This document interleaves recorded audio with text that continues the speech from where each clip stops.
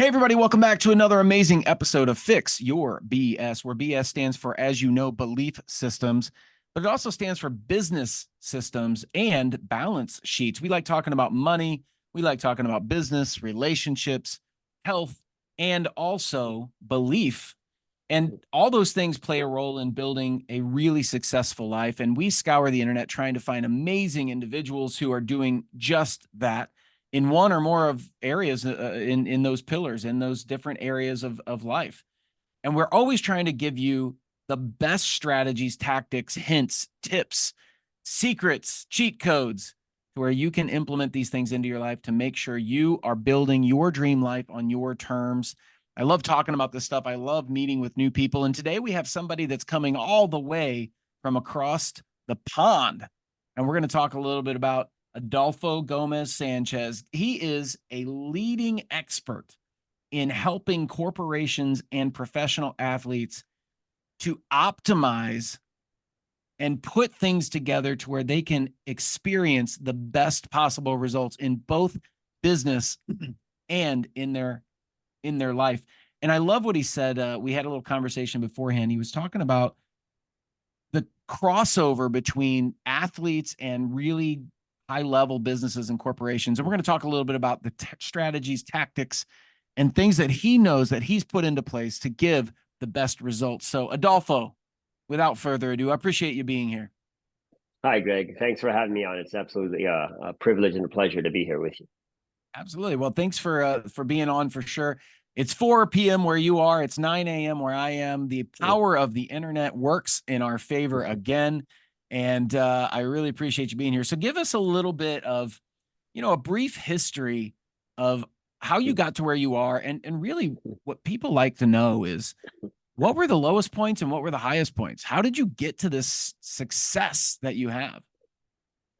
Um, it's funny because I love the name of your podcast about belief systems, and I think the meaning you give to things is really important.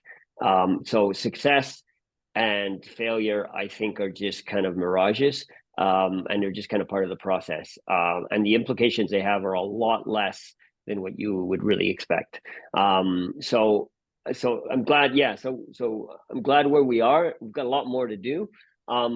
And so how did I get here? I guess it's, you know, I often talk about having to revamp. You're talking about balance sheets, right? I always talk about balance sheets as being something that reflects the culture and the thought, the belief systems of companies. And it's archaic, right? It's industrial age, 18th century. Because just read a balance sheet. What is assets? Assets are the good stuff, right? What is it? It's cash, it's factories, it's all that stuff that was scarce before. But now, and we're employees, they're not even on the balance sheet, right? They're in a necessary evil in the P&L. But now the world has changed, right? So all those assets, it's easy to get capital. I mean, easy. I mean, there's a lot of capital out there if you have a good idea. And what really makes a difference is service, it's innovation, it's your ability to personalize things. So it's kind of turned the world on its head. Yet companies are still operating in a very similar fashion.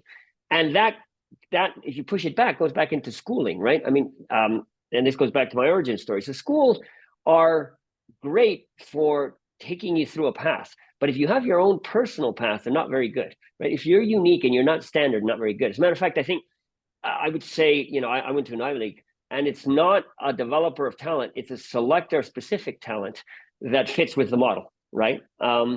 And so I came from different angles. I find there's a great book called Dark Horses, and it talks about how people need to find the combination of their unique passions to find their niche. And that's kind of what happened to me. So my whole background starts with sports, right?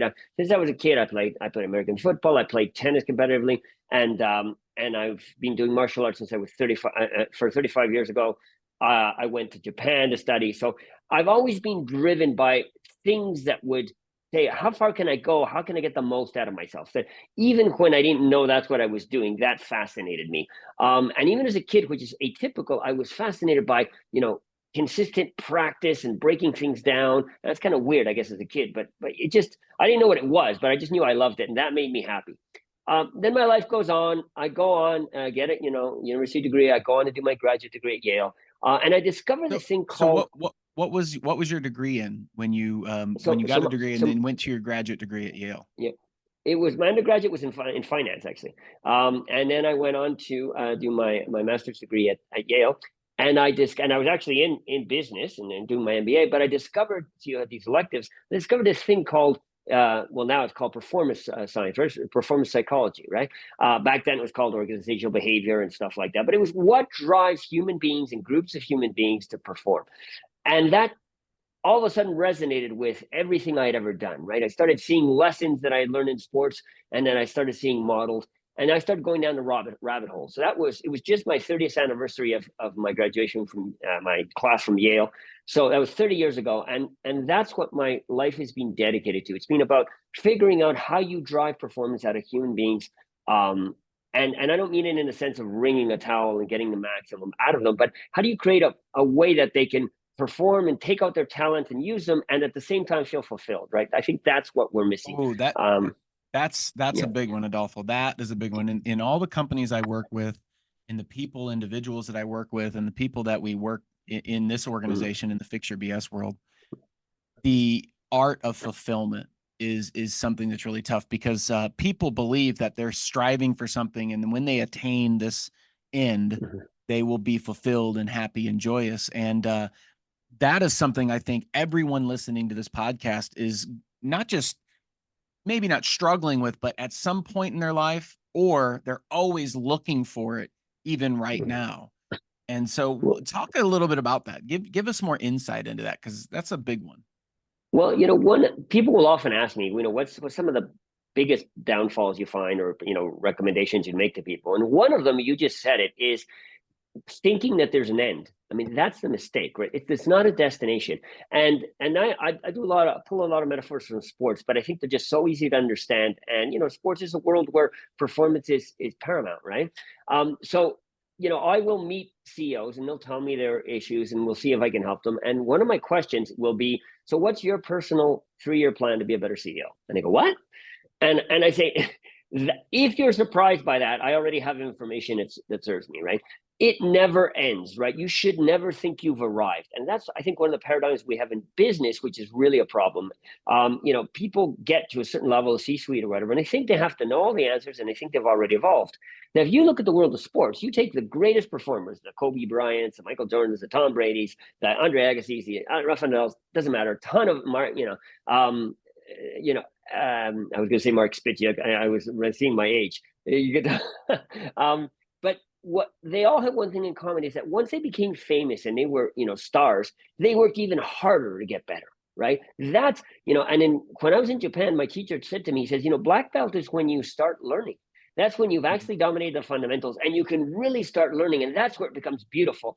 And you never end, right? And science shows it. I mean, the research of Dr. Anders Ericsson shows, deliberate practice shows that there is no limit. There's no place where more practice doesn't make you better, right? So it doesn't end. The problem is, as human beings, we have this belief system. That's why I love the name of your podcast, that we get to a certain level and then we just cruise, right? Good example, driving. Driving's the best example, right? So once you stop hitting people and bumping into things, you stop improving as a driver, right? We never go back and look at it. And maybe for most people, that's not a big deal. But what about your career, right? If you've been doing the same thing for 30 years, how much have you grown? And I believe sincerely, you were talking about fulfillment. People are wired, human beings are wired to grow and to strive. It's just who we are. And that's when we're happiest. And I think that's why there's so many crises where people, have been 10, 15, 20 years in a job, and then they're just demotivated. I mean, the data on disengagement is huge, right? I believe they've lost, in that instance, they've lost their purpose. They've lost this hope for a better future. I see a lot of adults that get into a job and a career path, and they really don't have the long-term goal or vision of improvement. And so if you don't continue to strive for something, whatever it is, put something on your calendar that you're excited about, that you're working towards, that you're improving towards. So what are some strategies people can put in place of identifying if they feel that way and moving forward and getting better? You just hit on two really interesting things. So one is around having a clear mission. And the reason that is so important is because motivation is like a shower, right? So you shower today, tomorrow you got to shower again, right? So if you have to have something beneath that drives that long-term motivation and gets you working for something in the long term. Otherwise, it's really hard to get up. And then that's where the challenge is, because then you get a little bit of success and you kind of relax. So one of the things that we have, I have a book actually coming out about a month called The Optimal Performance Formula. And one of the things that one of the tools I recommend there is it's about having what I call a mastery map. So think in decades. Like people drastically overestimate what they can do in a year and radically underestimate what they can do in 10 years. And the problem is we live in a short-term hack-based world. And, companies have to give quarterly results. And everybody wants to lose fat in 6 days without doing any effort. But the reality is, anything great, I see you've got a guitar there, whether you want to be a great musician, whether you want to be, a super basketball player, whether you want to be a super scientist, the research shows that the most important thing is to do a lot of work, and it takes a long time, a lot of deliberate practice, specific type of training, and fail a lot. That is how you learn. There's no way around it. Absolutely no way around it. There's mentors who can get you up the curve. There's, people with maybe a little more predisposition or a little more talent to learn. But in the long run, the top performers are the people who put in the most hours of focused practice, right? And that's it. Now that is actually great. It's great because it means that you can go after something you're really passionate about. And instead of saying, well, yeah, I can never do that, it's I can do anything I want, which I really believe, right? I mean, and plasticity has been shown, not just mental plasticity. I mean, we, as we learn, we hardwire skills into our body, right? And the more, every time you do a skill or you do a movement, you create more myelin, and that's sort of like a conductor, right? And it just shoots through your body and it makes that movement more natural, right? So you really have to know where you're going. So having a 10-year map is really important. And the reason it's important is because it informs you about where I am this month or next month or in a year, right? So if I compare myself, if I want to be a basketball player and I compare myself with the end state of somebody, of Kobe Bryant, right, I will always feel insufficient and I'll probably give up soon, right? But if I have a map and say, and if you look at the stuff Kobe Bryant, talked about, when he was 10 or 12, he was way behind other kids, and he went away and he said, okay, I'm going to work on, my shooting, then my dribbling, then my whatever. And he built himself up, right? So you can sort of say, where should I be after a year? Okay, I'm where I should be. And that doesn't have to be an end state. And then you have to have, and it helps here to have somebody who knows the way, right? So there are some pieces which are sequential. You want to be a ballet dancer, you need certain flexibility and strength before you can, do certain moves. And that, to me, when you get to the corporate world, is the same thing, right? Just because you got a certain job doesn't mean that's the dead end, right? Where do you want to go? What have you learned from there? And then how can you laterally move to wherever you want to go or up, right? And what skills do you need? And there, the corporate world is really lousy, right? Really deficient. So how do we promote? We promote on functional historical experience. So you take a good example is you take a great sales guy and you make him a terrible sales director, because being a sales director is a whole different function. It requires a series of skills, not just selling, that you may not have, right? And nobody trains them on that. So that's where if you have a master map, you say, okay, what do I want to do? I want to be, chief revenue officer. So I first step is I need to learn coaching. I need to learn structuring, strategic, and then I want to learn marketing, because if I'm being a revenue officer, I have to understand that. And then probably good to do some consumer psychology and stuff. Let me do that, right? And you make a map. And then the great thing is you wake up every morning, you've got great stuff to learn and stuff to do. And now to do that, you've got to have a beginner's mindset, right? And you just got to put your ego on the coat rack when you come in. And that's really hard. But once you get past it, you start realizing how wonderful it is. Right? You just have to get past your own ego, and you have to start feeling comfortable being uncomfortable. I strive at least every couple of years to find something that I'm a total newbie in. And I hate it because it sort of pushes me back, but it's great because it reminds me it's okay. Let's build patience, be structured. I'm my own lab. Everything I teach, I've worked on myself. Right. And I think that's the key. And then you find yourself just enjoying the process. You actually stop worrying about when do I get there? It doesn't really matter. Right. You're just learning so much and growing so much. So that would be my big recommendation is to find what your passion is. And passion, which I relate to mission, is really important also if you're a company, right? I go in and ask a lot of corporate clients, and I have big, household name multinationals, and I will say, so, what's your mission or what are your values? And you would be surprised how difficult, except for some catchphrase that's up on the wall, how much difficulty they have actually articulating it, right? That's And actually, so it's interesting because you're hitting on a lot of points, and there's a lot of points that you're throwing out there, and I want sorry, to hone in on this a little bit. So sure. this is what I'm hearing. There's really four steps for the average individual. Um, Number one, figure out what your passion is, and the way to do that is to experience different things and pay attention. Number two, figure out a vision from that passion. Okay, based on what I'm experiencing in life, man, here's what I'd like my life to look like. And that's the contrast. This is what I don't like, this is what I do like. So I want more of what I do like. So create a vision based on that. Number three is focus. Focus. And that is the hard one for a lot of people because today's society is all these different bells and whistles and different shiny object syndromes where people are bouncing around all over the place. And then number four is take action. And when you talk about compressing time, we do live in a microwave society where everybody wants everything now. And I made that mistake for years where I just needed to push harder and it'll happen quicker. And that's not how it actually works. That's not how life works. But in order to compress time, you get coaching or mentorship of other people who have already been where you want to be. Would that say, would you say that kind of in a nutshell is a good process that I people think, can? yeah, I think that's a fantastic starting process. And just a few comments. You said some really interesting and relevant things. So when we talk about focus, I agree with you. I think people are terrible at focus, and everything in society kind of distracts you, right? I am a strong believer. Actually, when I went to do my graduate degree, I remember I didn't have a TV. And I didn't even want a bed, and didn't want a sofa, because I said to my mom, I said, because if I have a sofa, I'll come home, sit on the sofa, watch TV, and I won't study. I don't want to have options except what I have to do.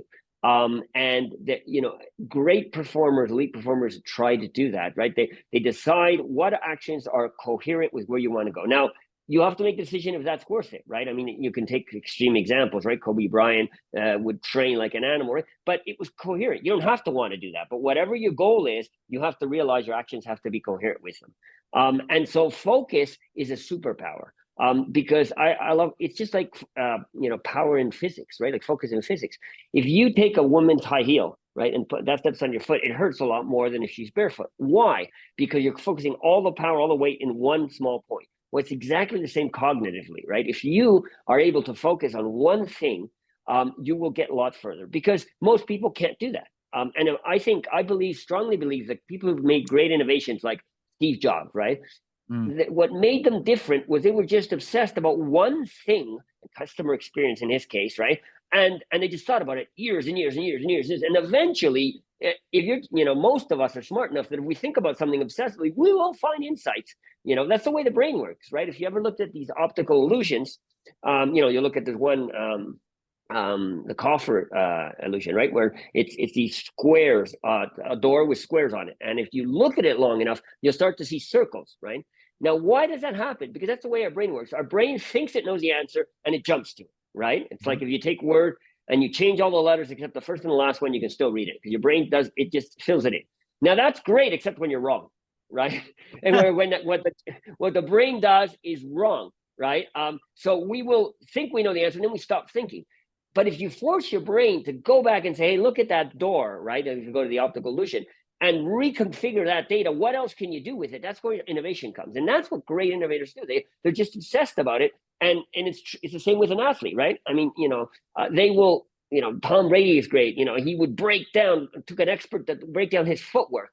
He would break down his flexibility. He would everything that could give you 1 inch. The British cycling team, the same thing. They examined every single part. How the pillows they slept on, the clothes they wore, the nutrition, their hydration, etc. The sum of all those little pieces make a huge difference, right?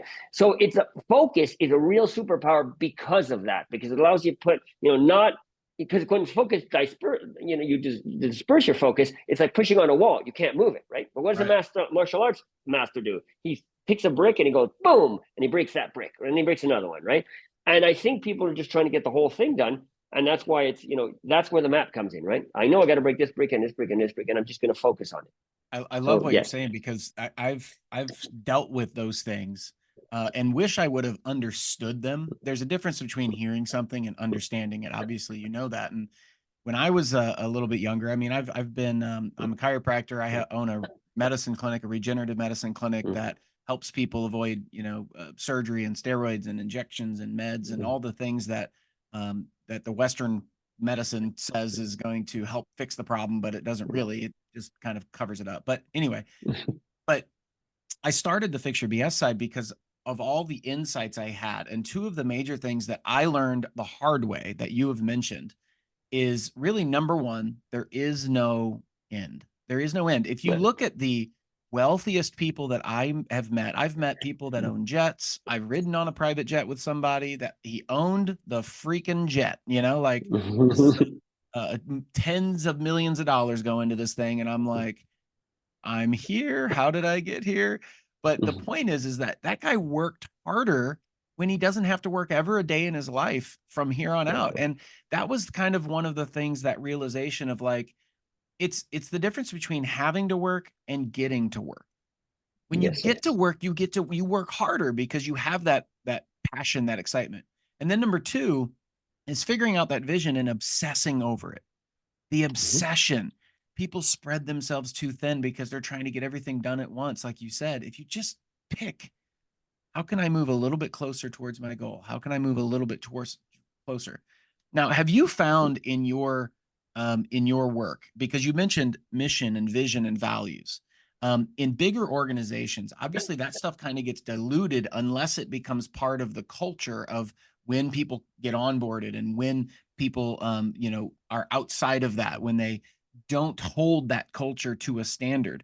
One of the fun things I like to do, and I work with regional small businesses to help them implement the things I've implemented, but I'm interested to see if the things that I work on with individuals and smaller companies, I'm interested to see if it also relates to bigger industries like you have dealt with, bigger companies.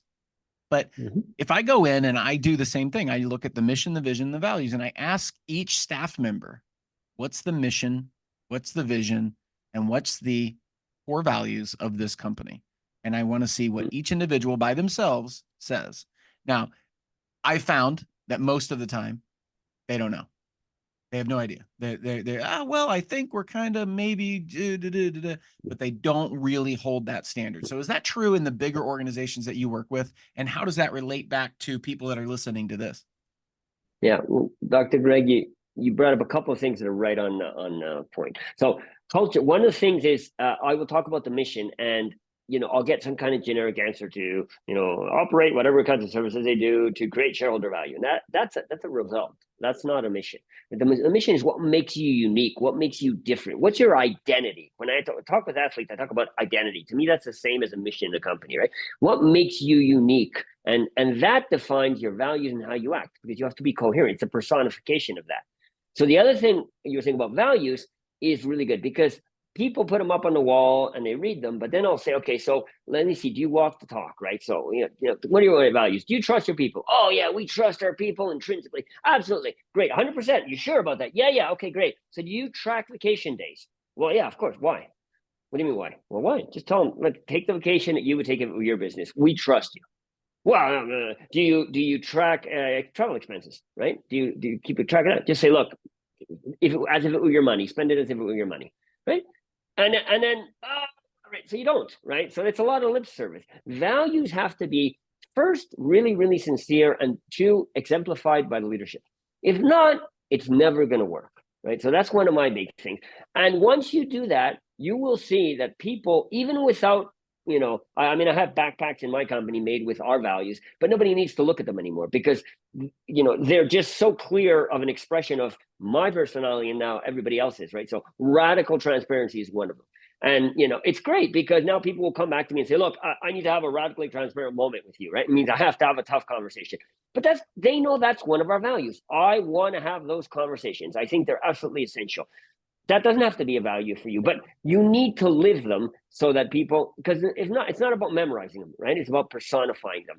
And when I talk to clients and they want to, C-suites, they want to make cultural change, you have to lead it. And sometimes we'll set up what we call fire watchers, right? Somebody who just looks for that one trait, and then, we want open environment, flat environment. Great. So do you shut up in meetings, Mr. CEO or Mr. Director? No, you need to be the last one to speak. Can you be challenged? Can you be proven wrong in public and you're okay with that? I mean, obviously, forms and, manners is very important, but within it, are you willing to be What you're challenged? talking about is ego. What you're talking about is Yeah, ego, yeah, the desire and the need to be right, which right. isn't always the best, the best result, especially if you're the leader. Leaders eat last. I don't know if you've ever read that, but Yeah, leaders eat yeah, last. yeah. Love Simon that Sinek. because Yeah, yeah. because it's just so true. It's like, as the leader, you should do more observation.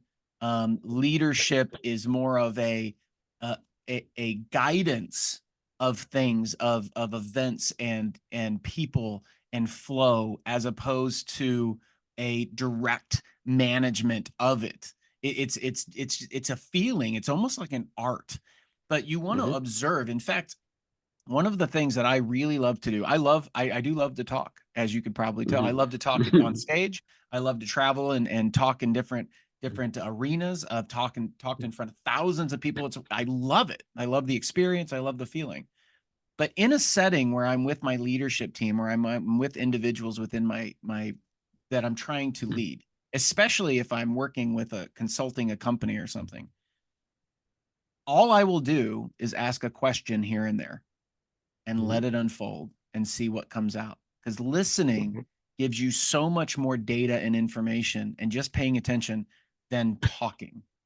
Because people can Absolutely. hear what you're saying, but they may not understand it. They may not take it in, but you can take in what they're doing, their actions, their words, by just asking simple questions. What are your thoughts on that? Well, Dr. G, it's really interesting because you were saying about the need to be right, and be the one who has the answers. And I'm kind of brash, and I'm, like I said, radically transparent. I think that's not just naive, that's stupid, right? Because nobody is smarter than everybody, right? So that's the first thing. If you think you're at the point where you can't take any feedback, then you're living in an unrealistic world, right? And that takes me back to what you said about mentors and experts, right? I had a client once who said something really nice to me. He said, look, mentors and experts are not responsible for me hitting my goals. They just give me feedback and ideas to get there faster, but it's still my responsibility, right? And Mm, that's exactly right. It's taking people's experience and standing on the shoulders of giants, because there's no way you can have the same depth of expertise in so many subjects as 5 experts, right? So you go and you leverage each one, right? I mean, I've been doing martial arts for 35 years. I have a flexibility teacher, and her name is Donna Flagg. She's a dance teacher, ex former professional dancer out of New York, and she's forgotten more about flexibility than I've ever learned in my life, right? And than most people have ever learned. And so, putting my ego aside, right, I have learned so much from her because I said she's dedicated her entire life to this, right?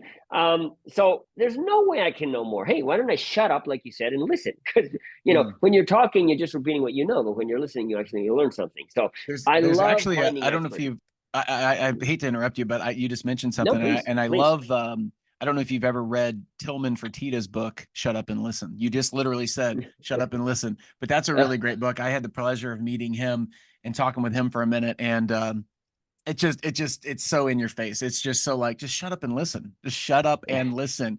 I have created massive success. Just freaking listen, Yeah. and so many people have a hard time doing that. One of the things I ask people to do in practice is, you have the 2 ears and the one mouth, right? Listen Yeah. twice as much as you talk.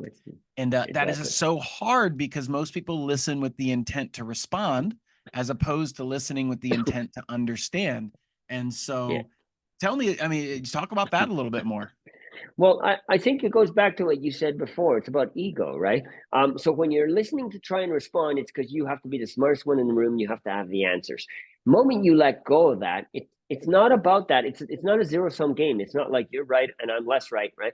It's about being everything you can, and that's where it's getting a smaller piece of a bigger pie, right?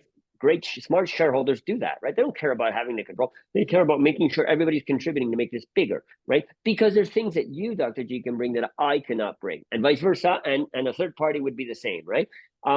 There's a great book.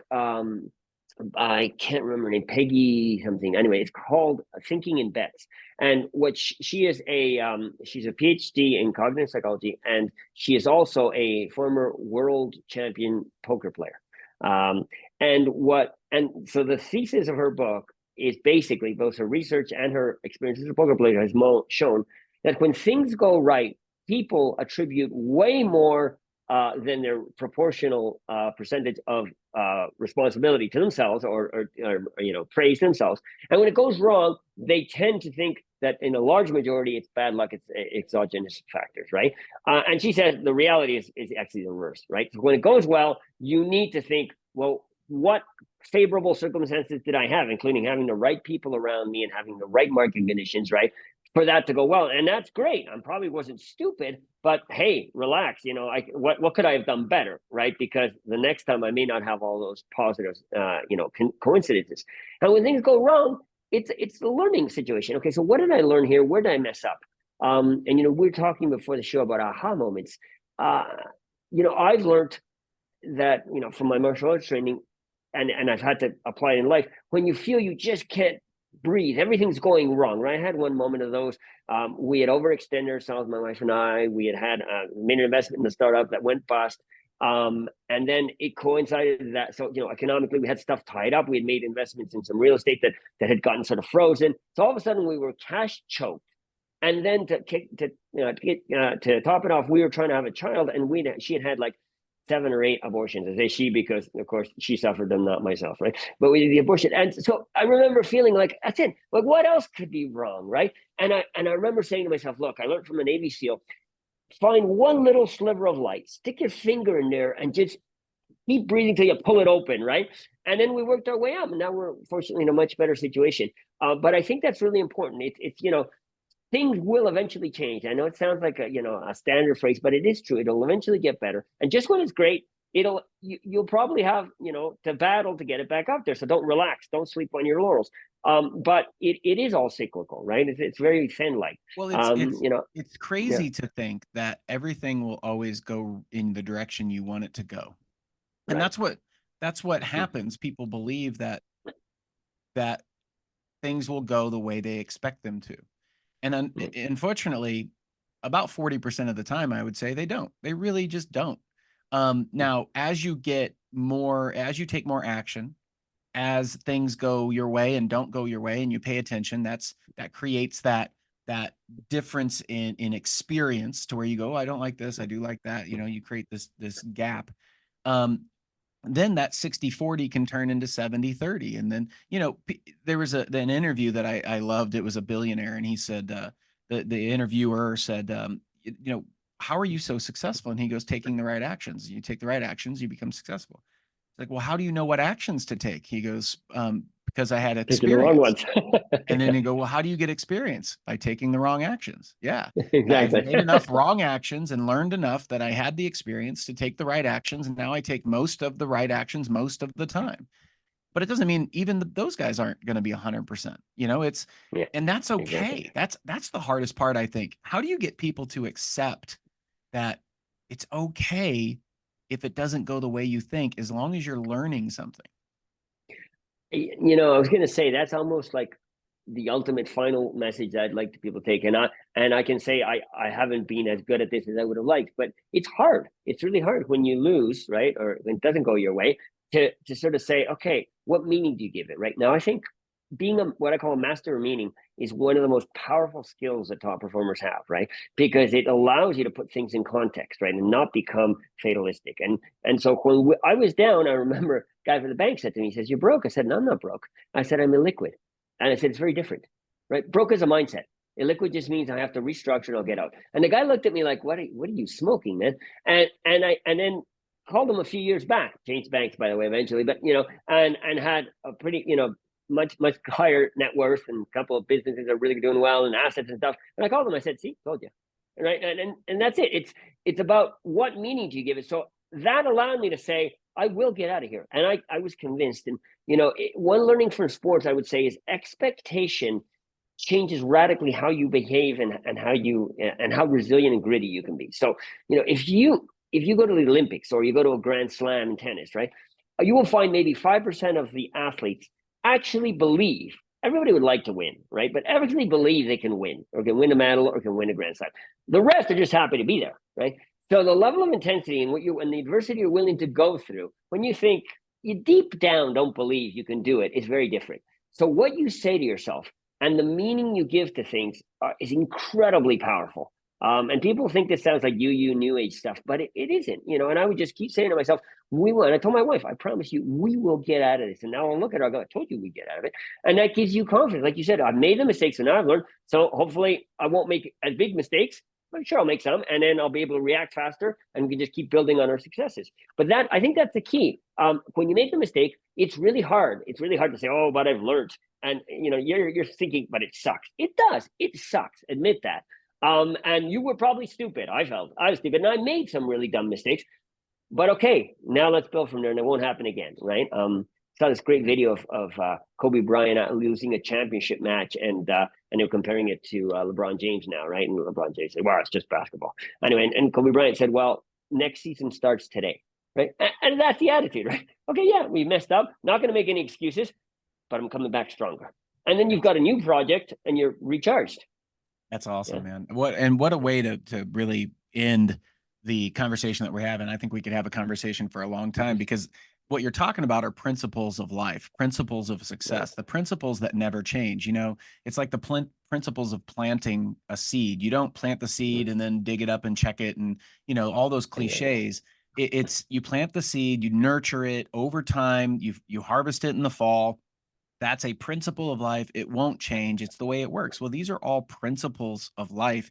If we just slow down and take some time to understand them and implement them, then your life can change and improve in a really, really great way. So I like to do a real quick recap of some of the notes I've taken from what you've said, because you said so many amazing things. But I love the 5 steps that we talked about there for a minute, which was number 1, figure out what your passion is, figure out what your vision is, then focus, then take action, and find a coach or a mentor that can help you understand it quicker or better. That way you can compress time. You talked about having an obsession. So once you figure out what you're focusing on and what your result is that you're looking for, obsess over it and have the expectation that you're going to win. Expect that it's going to work out for you. You mentioned that as well. But ultimately, in order to do all of this, you have to take responsibility. You have to take responsibility for not only yourself, but the outcome that occurs. Understand, if it didn't work out the way you wanted, it's simply because there's something that is not, your thinking is incorrect, your actions are incorrect, your focus is incorrect, you have the incorrect something. And all you have to do is take responsibility, figure it out until it works out the way you want it. It's just inputs and outputs. And I love that you've said all of that in a very short period of time. Well, that's a book right there. Yeah. Well, the book will be coming out. Hopefully, Neil will get me back on when the book comes out. And the book tries to summarize everything I've learned about performance over the years in an easy to do way. So it's easy talking to you because I think you've got it hardwired in, so you understand everything I'm saying. Absolutely, yeah. And everybody listening to this, a lot of them are trying to figure this stuff out because they are entrepreneurs, they're business owners, they're people that are wanting to become more successful than they are, and are trying to do it the right way. So you've really hit on a lot of those great points. And the book is called The Optimal Performance Playbook. Is that correct? Formula, the optimal performance formula. Yeah. The Optimal Performance Formula. And will that be on social media? Will be on Amazon? Yeah. Where will that be? Yeah, it'll be on all the platforms in print and digital, and I'll be announcing it on my on my social media platforms, and we'll get it out there. So awesome. I'll definitely let you know when it's out.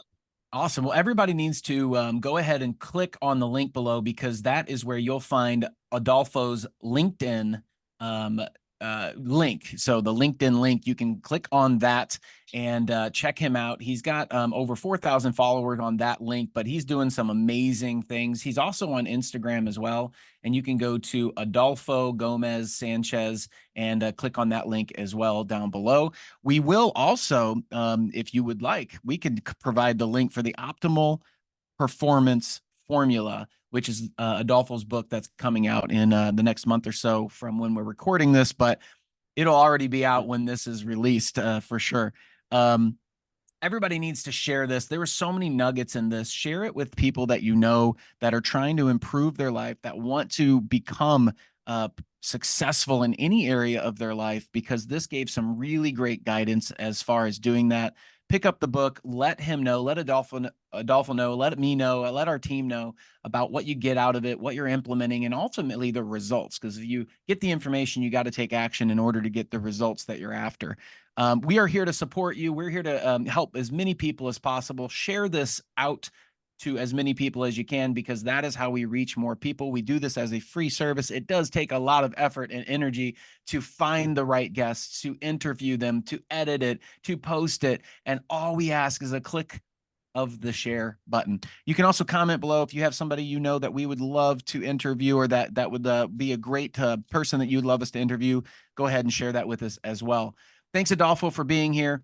I'm Dr. Greg Persley with I'm Dr. Greg Persley with Fix Your BS. Also, as everybody knows, I help small regional businesses improve their operations to where they can actually pull themselves out and increase their revenue at the same time, like I've done. And you can let me know if you're interested or know somebody interested in that. Until next time, this has been another episode of Fix Your BS, where BS stands for Belief Systems, where we're trying to give you the best strategies to build your dream life on your terms. Until next time, I'm Dr. Greg Persley, also known as Dr. G, and this has been a Fix Your BS podcast production.